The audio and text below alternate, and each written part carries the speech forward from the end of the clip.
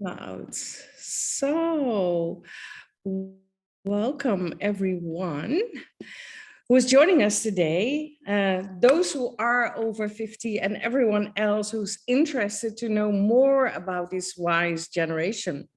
So this special online conversation is hosted by Moving into the Future and the Wize Move Society, the online community for the over 50 generation, or as someone called it last week, 50 something or 60 something. Oh, it's nice. During our last summit, Boomer or Bloomer, what's next? We experienced again that this generation is growing by the day. We're living longer, are longer healthy and active, and better educated than ever. This generation is not on their way out. We are definitely part of the future. It was again a huge wake-up call that this generation will impact in many ways our society, our economy, the workplace, our healthcare system, and so much more in the years to come.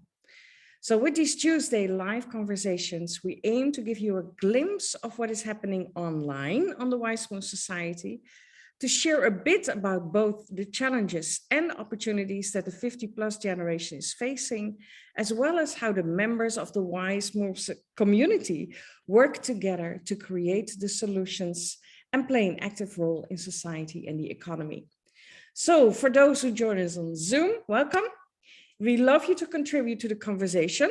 And if you have joined us on Facebook, please share your feedback and questions in the comments. So my name is Ingun. I'm the founder of Moving to the Future and the creator of the Wize Move Society. And I'm here today with my co-host, Dr. Tatiana Rowson, and our guest, Saskia Harkema from the Netherlands/Spain, but that's a long story. Saskia is the CEO of Phases of Change, Impact Leaders International, and much more. And she was initially also involved starting the Wize Move Society, and is still involved as one of our online expert teachers. So Saskia was born and raised in South America and never really felt she belonged to the country of her roots, the Netherlands. She always had a dream to move and build something special. Now, at the age of 60, she's creating an amazing space in Spain with the support of many friends, and we love to hear all about it. So together we're going to have a conversation about her call to adventure. But before we do that, I would like to give my co-host Tatiana the floor so she can share a bit more about her background, and she will pass on the stage to Saskia. Tatiana, the floor is yours. Thank you, Ingun. I'm really delighted we have Saskia here with us again. I think last time I couldn't stop making notes. It was such a wonderful conversation. So for the ones that don't know me, I'm Tatiana Rowson. I'm an academic, I'm a psychologist, and my area of research is transitions in midlife and beyond, looking to how we can live a better life in our late career and late life stage. I think there's a lot of things to look forward to.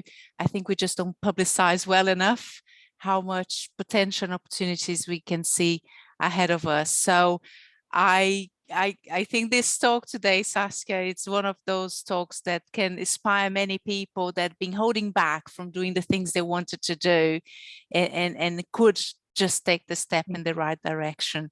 So I won't say anything else because I want to hear from you, and I would like to welcome you to our conversation today. Thank you, Tatiana. Thank you, Ingun. Ingun already introduced me, so I will just share my story with you. So I see life as a journey, and in a journey, not with a specific destination, because we know what the destination is, that we are born and we have this journey and that we will die. These are the certainties in that journey. And while we are going through our lives, or our life is passing by in time, of course, many things happen. And I was talking to a friend today, this morning, and we were talking about how we call it lifelines, and how, in a sense, we are all connected to the past and also to the future, that the past somehow through us goes into the future. And these are kind of lifelines that connect generations with each other, and also people with each other across space and time. But these lifelines have a downside, because the lifelines are also kind of patterns that can be in families for generations. And what happens is that we keep on repeating these patterns because we pass these on. We're not aware of it. So we pass many things on to our own children, like we also were children and our parents passed on things to us. But in that process, somehow also, I think we pass on expectations that we have, and also norms and values, and we are role models in the way we approach things, how to tackle problems, how to solve problems. And in a sense, you could say that these lifelines can become kind of, it boxes us in. It sounds a bit negative. I don't mean it negative, but it's just a fact of life that somehow we are boxed into this throughout these generations, through our ancestors, and we pass that on to our children. And I became aware of this many years ago when I was reading a book. I don't remember the writer. She's a Danish writer. She also won, I think, a prize, a Nobel Prize. And she wrote a book which was called Anna, Hannah, and Johanna. Mm-hmm. And it was a very beautiful book, which exactly explained this. You know, that how we try so much, so hard. So we do our utmost best to try to break with things that we feel are hampering us. Yes, Marianne Fredriksson, exactly. Mm-hmm. But somehow we get caught in repeating over and over again what people before us have done. And I remember reading that book, and I remember, oh, I have to remind myself this, that this can happen. And coming to my dream. So I am an academic, and I followed, I think, in the footsteps of what was expected of me, to study, to have a career. And I married, I had children. You know, this is how our lives evolve. And but I always had a dream. And my dream was, and this partly has to do with my upbringing. So Ingun also already mentioned it. I was born in the Netherlands, but when I was 1 year, we left for South America, for Latin America, because my parents sought a life of adventure, especially my father. My father was a very adventurous person. And he said, no, Holland is a bit too small for me. He was also very tall. So, I mean, he was literally, he was 2 meters. So he literally too small for him. So he and my mother, they wanted to not live in Holland. So they went, I was raised in Latin America and traveled from one country to the other. And yeah, had an upbringing with always traveling. And not only traveling by living in those countries, but also traveling in the countries where we were living and in the continents. And my father, he loved traveling by car.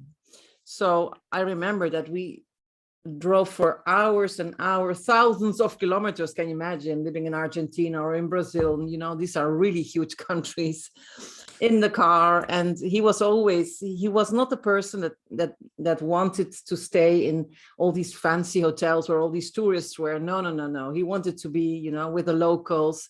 And when we went to eat, he wanted to eat with the local people. So we really would get a touch of, you know, what it was to live there. So I think the influence of my father on me is much bigger than I was aware of in my life, and that somehow he didn't really play a very prominent role in my life, in my decisions.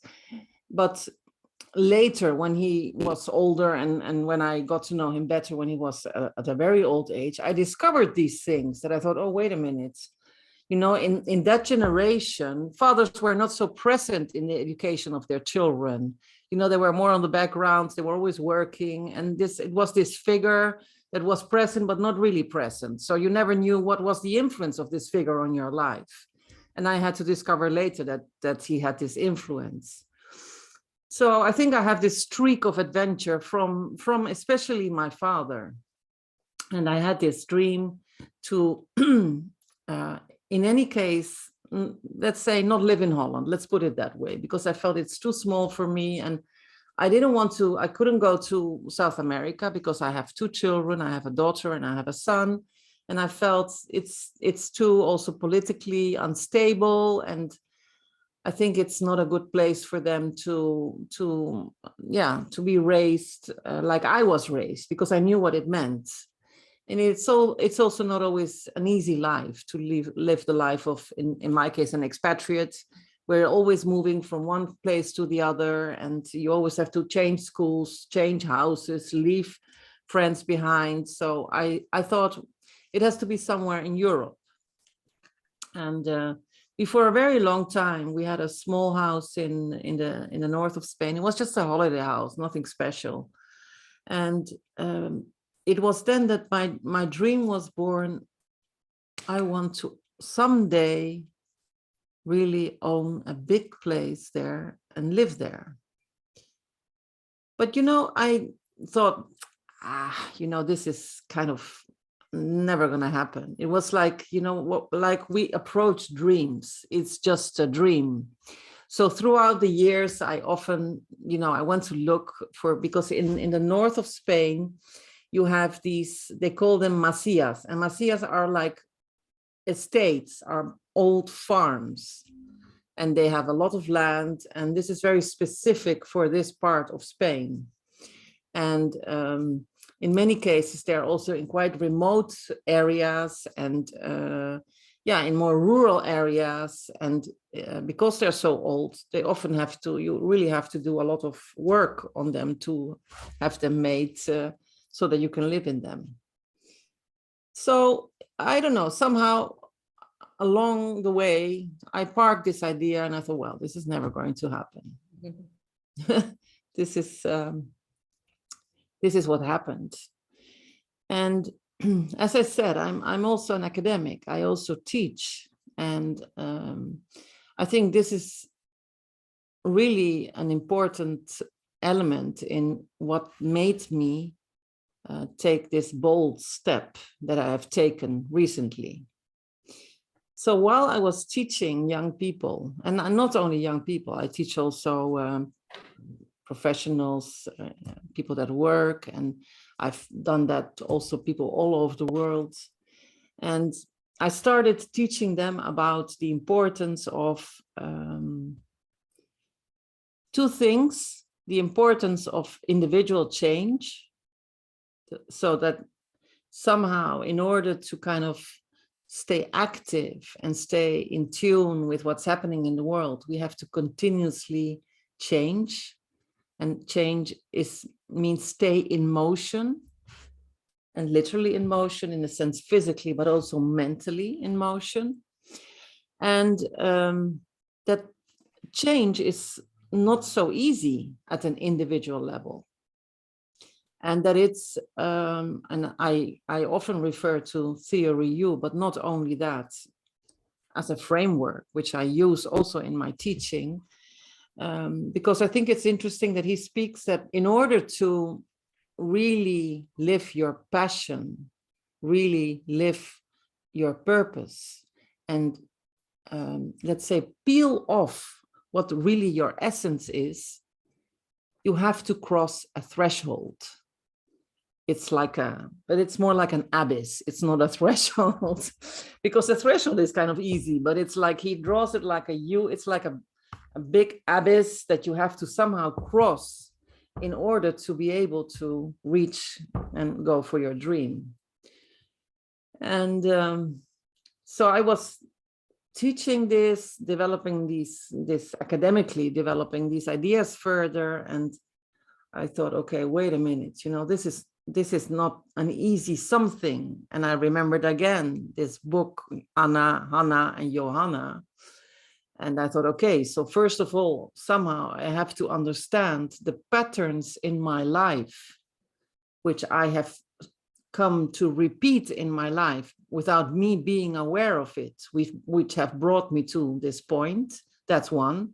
I have to know myself thoroughly in that respect.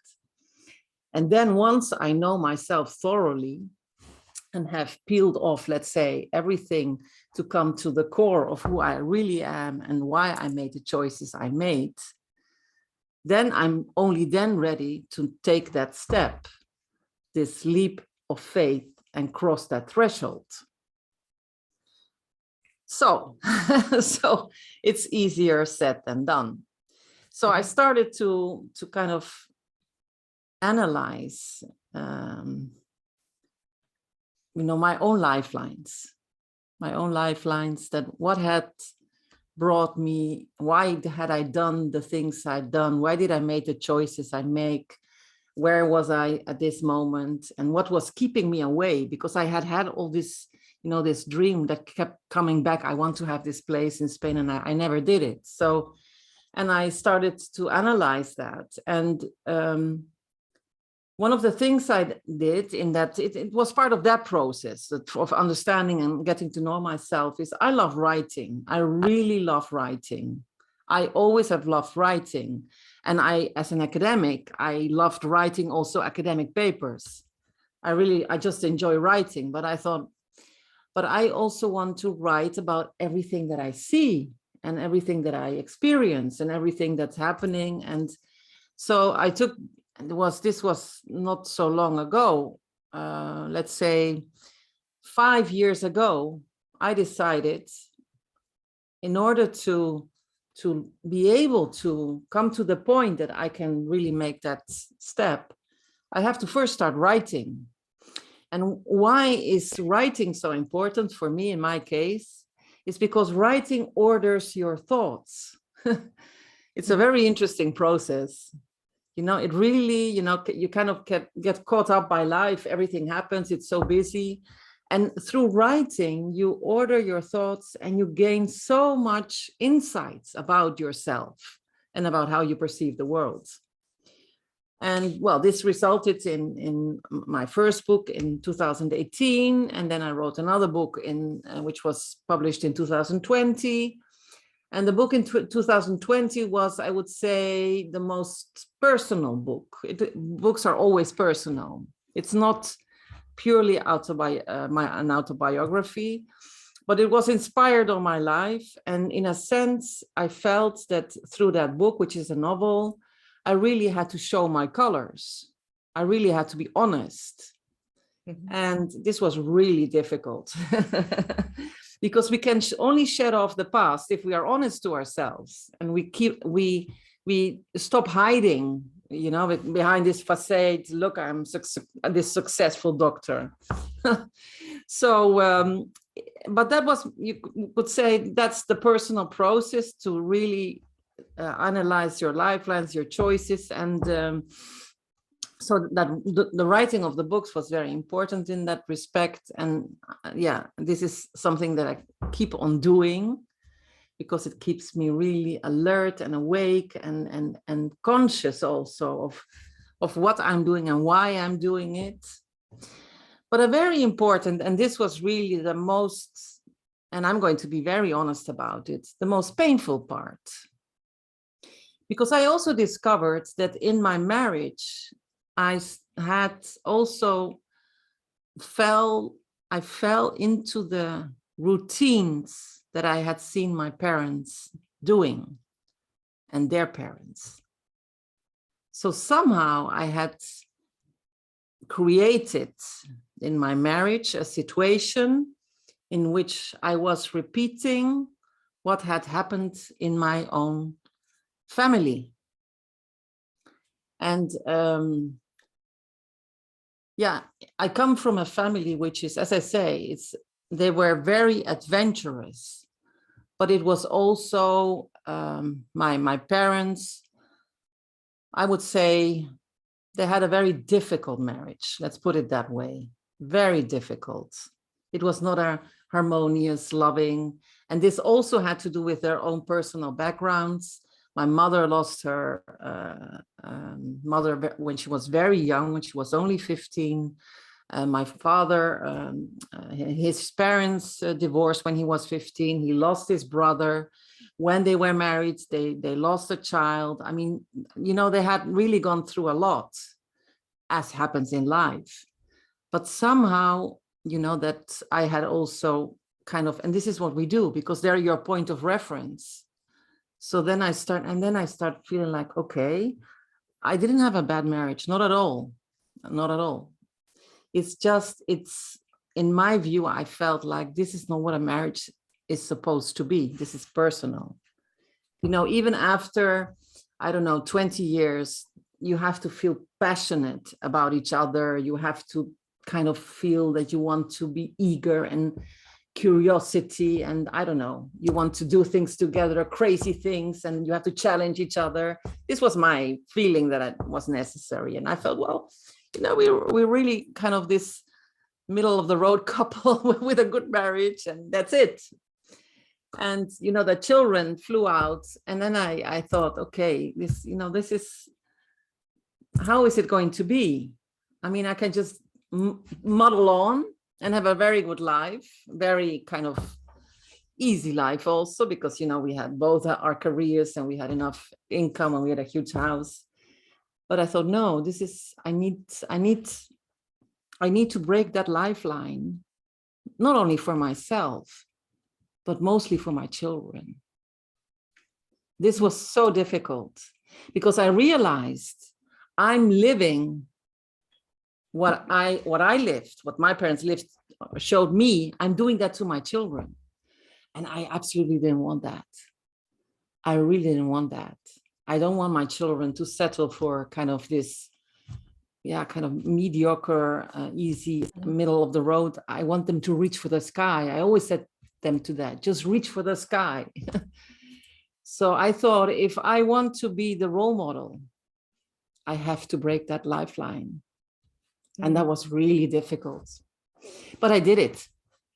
And it has been the most difficult decision I took, because it's someone you really love and you really respect.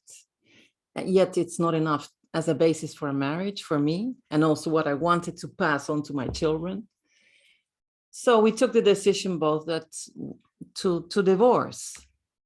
And yeah, you know, I feel that people talk so easily about this, but it's the most painful thing that I've ever done in my life.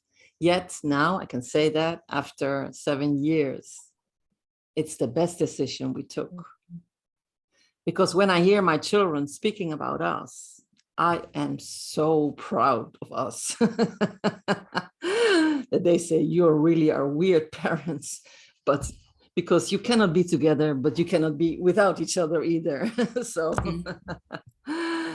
so at a personal level, this was really difficult. But at that moment, I thought, okay, now I'm on my own. You know, I have peeled off all the layers. Now I'm really back to basics, because I had to give up a lot. And now I have to start building again from my core, my essence. I have no one to rely on. I have to do it on my own. And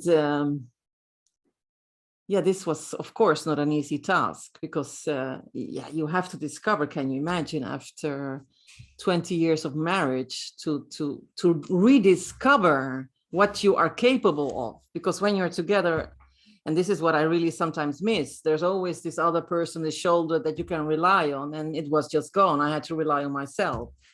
This was really very difficult, but I thought, if I want to follow my dream, this is the price I have to pay somehow, because you can't have it all in life. It's impossible. And, you know, of course, maybe you can find this person that you can do this with, but this was not my intention. My dream was not to find someone else. My dream was to build this, or move to have this estate. And yeah, as it goes, I think a year ago, I said, now I'm going to do it. And I started looking, and I went to Spain, and it was kind of a rational decision. I said, okay. And then I went to look houses, and I thought, no, this is really not what I'm looking for. And I started to doubt. I thought, is this really something that I feel, or is this something rational? Because somehow when I went to look to houses, I felt, but it doesn't feel like it should feel. It doesn't feel right somehow. So I just let it go. I thought, you know what, I'm not going to think about it for now. I'm just going to let it go. I was a bit confused because I thought, well, now I have the possibility to do this. I can do it. And I feel like uncertain about it. And I remembered crossing the threshold. I thought, okay, this is not an easy thing. So, you know what, I'm just gonna let it go, and I'll see what happens. And then I was in Spain and it's such an incredible story, to be honest. I was in Spain with Christmas, and I was not there with the intention to look for houses, because I had parked it, and I thought, you know, I'm going to just spend some time there. But then I don't know how, I was just having a look, and I thought, and then I came across an estate which was in a place which I know, and I thought, oh, this looks interesting. And so I thought, you know what, I'm just going to have a look without any specific expectation. And then I called the real estate lady. She's called Concha. And she said, oh, no, this one is gone, but I have something really nice for you. Just come and have a look. And so the next day I went with my car, and it was really kind of difficult to find because it's in a rural area, and I couldn't find it. And I went to see the house, and I went to see the real estate lady was there, and the two of the family members were there. And she started telling me, the real estate lady, she said, you have to understand, this house has been owned by a family for 150 years. So it's been really for 150 years, this house hasn't been sold. And this family is a family of 3 brothers and a mother. And they always owned this house. And the mother lived there with the youngest son and his wife and their daughter. And the youngest son, he died of cancer in June. And I was there in December. And this was very unexpected. And this family was a very kind of important family in that community. And also especially this youngest son. And we feel very particular about who is going to come live here. So it had been for a while that they were kind of having people coming. And she said, we are not just looking for someone to buy the house. We are looking for someone that somehow belongs here and is the one that we kind of feel can remodel or honor also what this house and the history of this house has.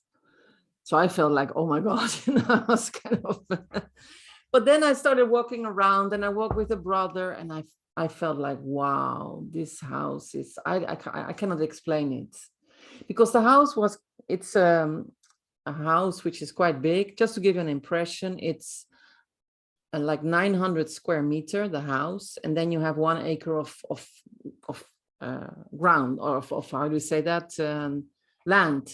Mm-hmm. So it's big, and it was filled with so many things, and they hadn't done anything in it for, I think, like 30 years. So but somehow I could see through the clutter. And I thought, this house is really special, really special. And so I left, and then she said, well, I don't know, we have to talk with the family. You know, this is really a big thing, you know, with the Spanish family, all the brothers and the mother and and then the next day she called me and she said, they want you to have the house. they have chosen you as the one that they would like to, they would like you to buy the house. And I, of course, I felt so honored, and I also felt so touched that, because it's very difficult, and I'm not going to go through all the details, but the note, when I signed the contract, the notary said, the fact that you have gathered all these family members, that they all agree with each other on this, and that you are buying the house, it's kind of a miracle. This is a miracle in Spain, because there is always issues, because then there is some nephew or some cousin or I don't know who comes to meddle. And so I was, what the oldest brother did, the oldest brother did after I said I was really interested, and I kind of said I was really interested in buying it, he called all the real estate agents in the rest of Spain, because there were many that were offering the house, and said to them, this house is reserved. And when I said, oh my God, this is really, I was so moved, and I felt so overwhelmed also. And then I thought, this house is meant for me. This house is really meant for me. Fantastic. And Saskia, it's I think you can talk for no, hours. this is the point. This is what I wanted to tell. Yes, this is really amazing to. So I bought it. And yeah, and I think there's a lot of questions, and of course we also love to hear what it is that what your intention is to do with the house. But let's first do a couple of questions, and then we dive into what your intention is, and you know, of course, I can imagine that you want to invite people to join you there. Also. So yeah. The first thing, I was thinking of when you were talking about also, you know, not just the you know, your youth and your family, your divorce. I remembered Aviva Wittenberg-Cox at the summit, Boomer or Bloomer, that she told us about this whole new, you know, the circle of life, that we're going through. It's not anymore that it is a line, you know, from being young into midlife. Well, Tatiana knows all about it. It's an extended midlife, and we will go through, you know, different relationships, different areas, different challenges, different, you know, adventures, and that is also what I hear from you, and that is absolutely something that a lot of people will recognize, that that is also happening for them. But then you need that adventurous mindset. You need that curiosity. You need that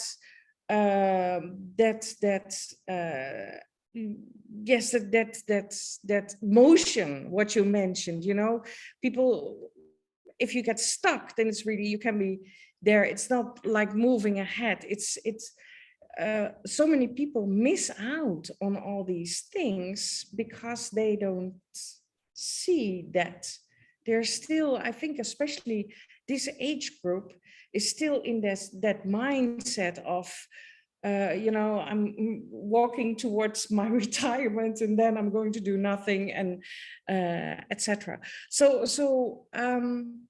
what is it that you want to share with them? What is it that you want to tell them to? Well, I think what also is important is you have to be able to deal with uncertainty. You know, this is why I did describe it. It's a leap, crossing the threshold. So there is an element of uncertainty. You know, you don't exactly know how you will feel, what you will come across. And the only way to deal with that is to stay in the moment. This is how I dealt with it. Because I have to be honest, when I signed the contract, I thought, oh my God, what did I do? Because, you know, you had this huge mess and also the financial consequence. I said, I'm not going to think about it. I'm going to keep it kind of very small, step by step. So when people ask, what are you going to do? I only said, this is the first step. Yeah. I'm not going to think about, because then you cannot, you you disempower yourself. Mhm. I have to be there. You don't have to be anywhere. Yeah, You'll get there. You know, yeah. you will get there by because time goes by. But Mhm. if you put that as a goal, you kind of disempower yourself, Mhm. because once you have defined this goal, then you kind of have to make this kind of risk analysis. I mean, seriously, I can say that I didn't do any risk analysis. I didn't do any kind of long-term goal. And I've only been surprised about the things that I think, oh, wow, you know, every time I'm surprised that things go differently. So of course I had kind of made a budget, because this is what we do. I need a budget because I have to make an investment. I have spent like 50% of that budget. Mhm. And I expected I'm going to go 200% over the budget. Mhm. Mhm. So, you know, you cannot know the future. And I think this is our biggest mistake, that with our minds, we kind of make scenarios of the future. But this is not how life goes. Mhm. You know, life evolves by itself. You meet people, things happen, and then it surprises you. Mhm. So dealing with uncertainty is really something that you have to accept. Yeah, I think so. Yeah, but there is that intention, there is that dream, there is that adventurous mindset that makes you move forward and take that step, while others feel all this uncertainty and feel like, oh gosh, you know, let's just stay at home and do the normal things, the easy things, something like that. Tatiana, I'm going to give you the floor. You know, you have this midlife, and also with Saskia, you know, you're around your 60s. You know, it's also, you know, building new things, building new entrepreneurships, building new businesses is also because of we are older, we are more experienced, etc. That you also rely on everything that you bring to this project. Thank you. Thank you, Ingun. Saskia, thank you for sharing your story up to this point. And I know we still want to know a bit more what comes next.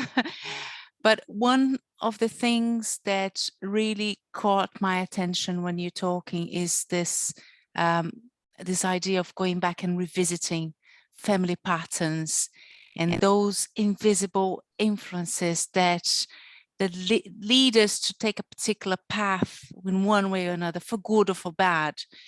And at this life stage, we tend to take that for granted. When you talk about adolescents or children, we usually instantly look at the family influence and the impact in their development, the identity formation, and so on. But when we get to this stage, we tend to forget that those influences are still there and is still dictating decisions or not dictating decisions, or giving that sense that we want something else that we cannot quite connect. So this idea of looking back not only on ourselves, but in our family influences and the things that we're bringing forward, it's an important part of making that transition. I will pass them to you, Saskia, because I think this is very personal, and what you touch is something so important, this review of that as well at this stage before moving forward and realizing a dream or an adventure. Yeah, and I think in that sense that also age does have and plays a role in that respect. That I also had this sense of urgency, to be honest. I thought, if I don't do it now, I'm never going to do it. And I did picture myself, okay, there will come a point that I will be, you know, old and maybe not capable of doing many things. And I pictured myself in that position, that I would be looking back on my life and kind of at the point that I would say, yeah, leaving life behind. And I thought, I'm going to regret that so terribly. And this helped me to take this bold step. I thought I have to take, we only get one life, you know, this is it. And we can seek security, and I certainly, there's a lot to say for it. But do we get the most out of what we want to do in this life? I felt no, I really have to do something bold in order to reach that point, because otherwise I'm going to just stay in complacency. This easy life, you know, it's all kind of, it's okay. I'm not judging, but I felt it's my duty as a human being somehow to drink the glass to the bottom and not half. This is why I got life. This is why I'm here. This is what I felt. I love this metaphor. I have some colleagues at university that are doing research on regret and careers regret. And one of the things that usually comes up often is people, they are trapped into their own success. So they're doing well in their lives and they're trapped because they're not happy, but they cannot say no to that position. So they end up with that sense of dread and regret because they find really difficult to say, okay, might be painful, might be challenging. I might not know all the answers, but I need to do it because the clock is ticking. Yeah. And I agree, we have here this one shot. And if there are other shots, if people believe in other shots, that's fine. But at this shape and form, we always have this one opportunity. Yeah.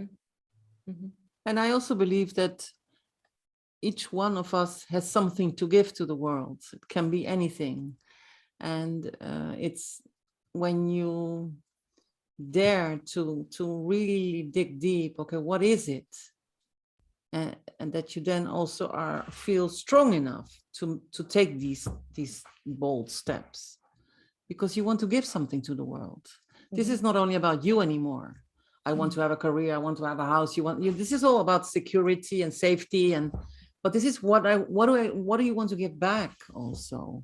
So I also, and people, and now I'm surrounding myself with people that understand that. I say, okay, maybe I own the place, but it's not my place. This is a place of all the people that are going to be coming here. So this is going to be like a refuge, a place where people seek sanctuary or whatever. It's going to be from all of us. And this is what's happening. This is so interesting that kind of this community has embraced me, all Spanish people, and young people are coming, and neighbors are coming, and workers are even everybody says, how have you managed to do this in 6 weeks? You know, most people take 2 years and you do it in 6 weeks. I said, I don't know. You know, I kind of engage people and want them to commit to this also. My success is their success.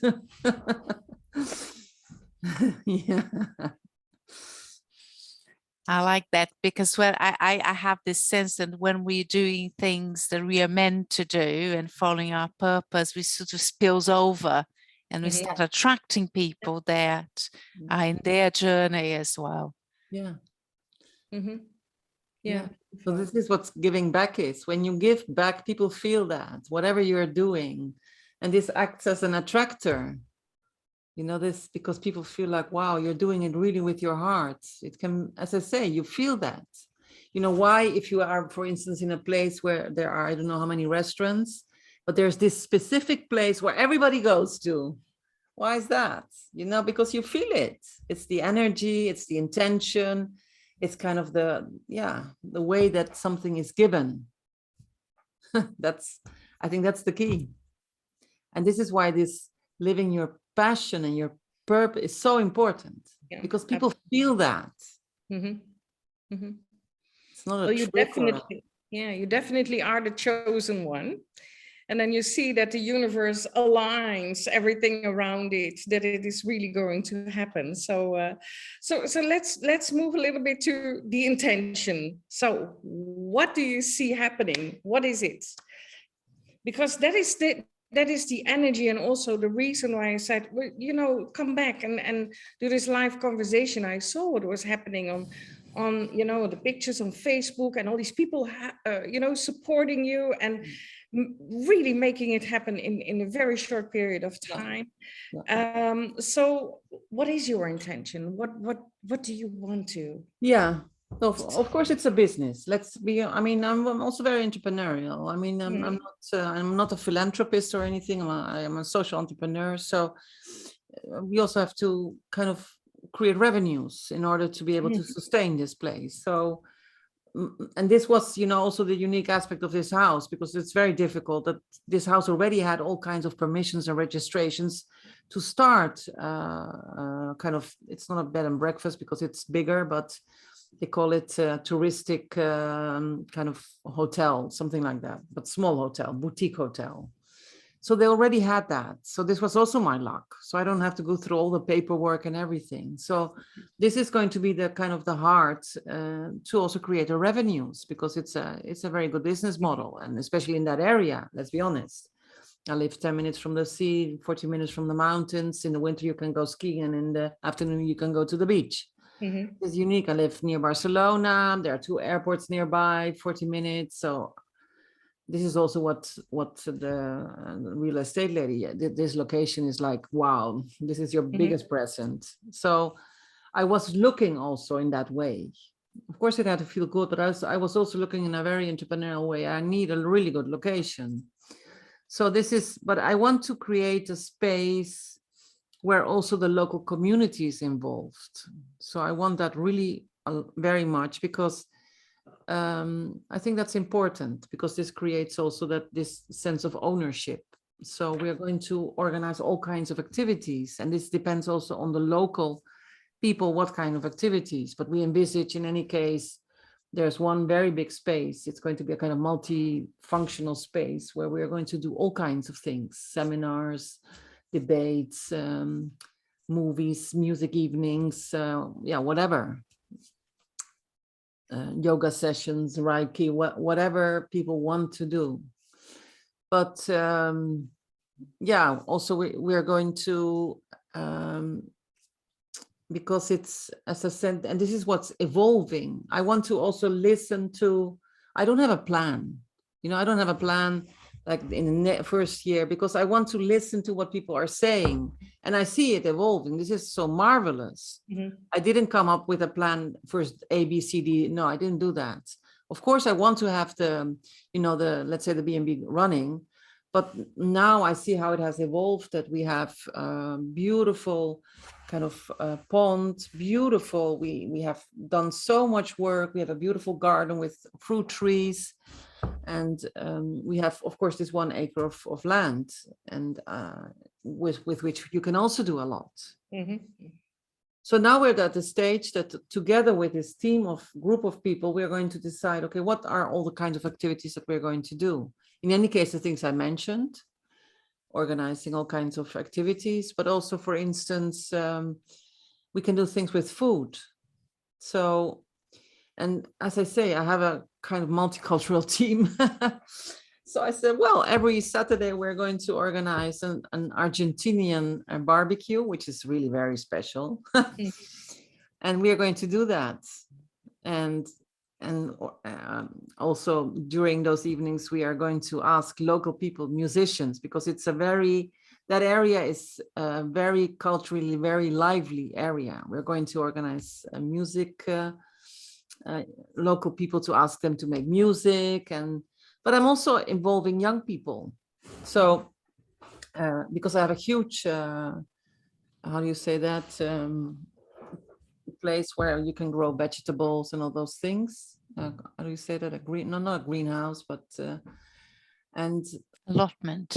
Yeah, and I thought, you know what, we're going to involve young people. So we're going to involve people from Caritas. It's an organization. They work with young people, and they're going to grow the vegetables they want. Mhm. So I love that.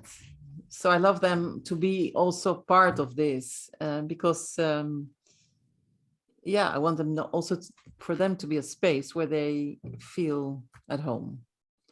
So they're going to inspire me to think of things, what we will do. So I don't have a plan. If you think that I have a plan, I don't have a plan. My most important thing is, this is really important, is I have to get the revenues coming, and this is the B&B. This is now ready. This is up and running as soon as possible. And this gives us the liberty to do all kinds of different things. And yeah, this evolves as we go, because I really want to do it with the local community also. And I want to think about, yeah, I can imagine also organizing international events with, for instance, Erasmus programs, or with a university, something like that. It's lovely to see Saskia talking about the project, because it's a lot of parts of you coming together in what you're doing. And I think this is important for anyone that's listening, saying how scary is that to do something and not knowing. But actually it's not built on nothing. You're building on your knowledge of entrepreneurship and social entrepreneurship, working with communities and so on. So all this knowledge is coming together to allow you to take one step at a time and build this project as it comes, with a realistic mindset. Because for me, it's also, you know, creating these revenues, it's really important for me. And, you know, I know how to do that because I've had other B&Bs before, because I also want to be able to sustain the people that I'm working with. I feel very strongly about that.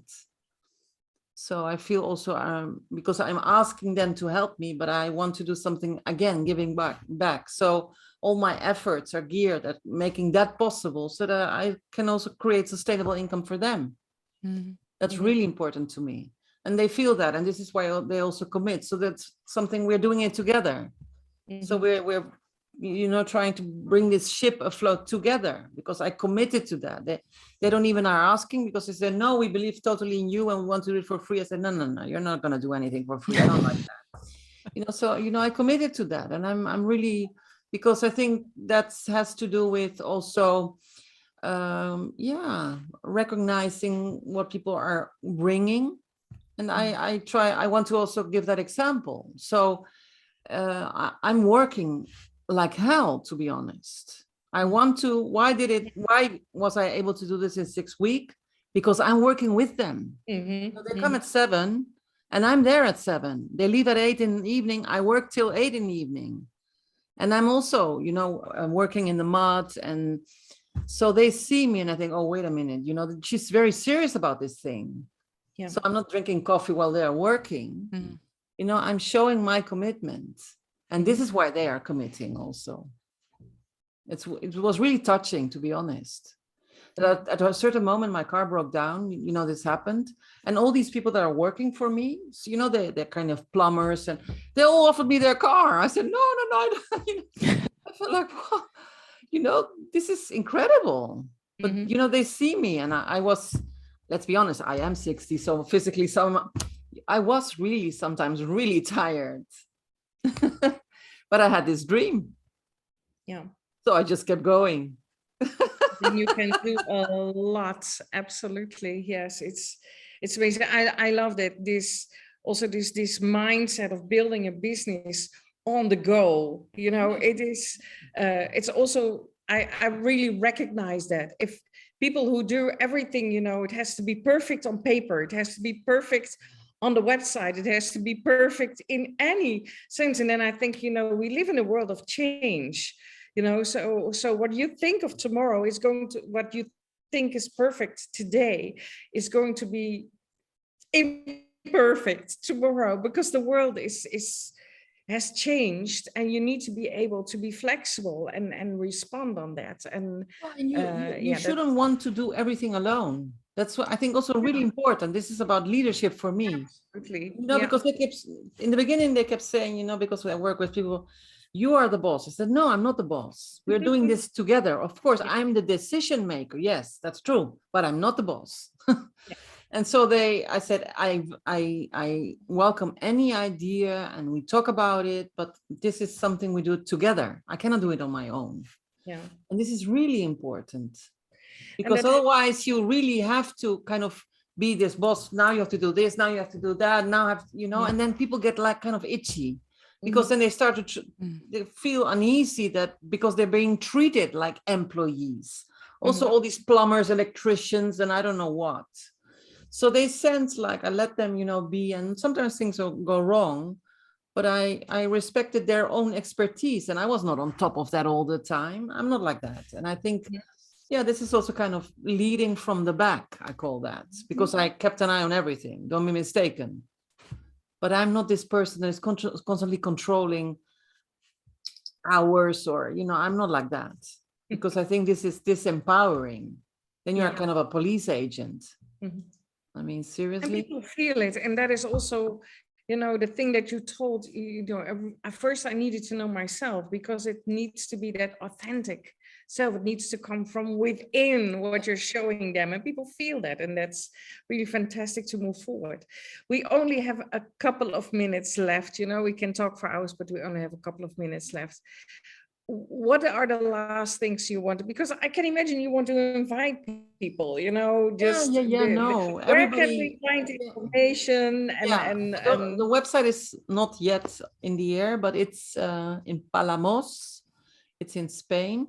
It's in the north of Spain, 80 kilometers north of Barcelona. And my estate is called Cal Marchant, which means on the way, which I really love. And well, you can, of course, approach me via social media if you're interested. And we are now, as of the 1st of June, accepting people can come. And so that's, they're welcome to come. And, yeah, we have, you can rent the whole house. And the whole house gives place to 14 people because it has seven rooms. So you have, it's a huge house. You have the house and you have your own kitchen and you have, of course, yeah, everything. So that there's the possibility to rent the whole house. And there's the possibility, of course, to also rent only rooms. And we have 7 rooms, all different, really beautiful, unique rooms, which also give access to a very huge balcony, your own balcony, and not a balcony from 2 meters, but like 5 meters wide. So you really have with this beautiful view. And yeah, it's well, for now, there is already a lot of information also on Facebook with pictures and all kinds of things, so people can also join you there. Yeah. I have been not really all the rooms. I haven't shown that yet because, but yeah, no. But if people are interested, I will show them because I have pictures of the estate and everything. So yeah. Great. Yeah, thank you. And they can fly to Barcelona, and it's very accessible. Yeah. Okay, well, I'm really looking forward to get a group of the Wize Move Society there. Well, yeah, in that sense, I think it's also if people want to organize events, trainings, it's perfect for that because you have all, you know, you can rent a house and then you can have the trainings there, and then you can have everybody staying there. So that's sounds good. Yeah. Great. So, fantastic. Tatiana, is there anything that you feel like, oh, you know, this is what I picked up, or this is what I really want to share at the end of this very energetic and inspiring session? What I want is to visit Saskia. I look forward to you visiting. But I would say that's just a final message for anyone that listens to the talk and find, oh, Saskia is amazing. I could never do something like that to follow my dream or whatever it is, because we all have different dreams and different purposes. I would say that think about it. Sometimes the answer is already in the question. So the answer is already within you. and the resources and so on, it sometimes just takes a bit of time to get that out. But maybe by meeting new people or engaging new things, you might find those answers that you had all along. So anyone listening, be inspired, and yes, and hold my place there, Saskia. I'll be coming soon. Yeah.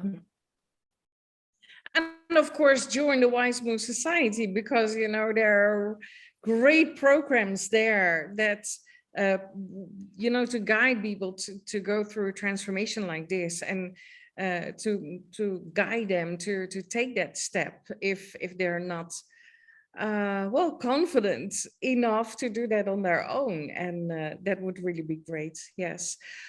We really have to, it's a minute after the hour. So thank you very much, Saskia. It was again, and I already knew by seeing all the pictures that it was going to be a great story. And it's really great to also hear your journey towards this decision and towards this plan. So thank you for that. Thank you, Tatiana, of course, for being here again, and Diane. Deborah was here, Nicolette was here. So thank you for joining us. Next week, it's Helen Hirsch from Canada, top 60 over 60. So she will probably have a great story. Well, she has a great story to share. So really looking forward to that moment. So thank you all again, and well, hope to see you next week. Okay. Bye-bye. Thank you. Bye. Thank you. Goodbye.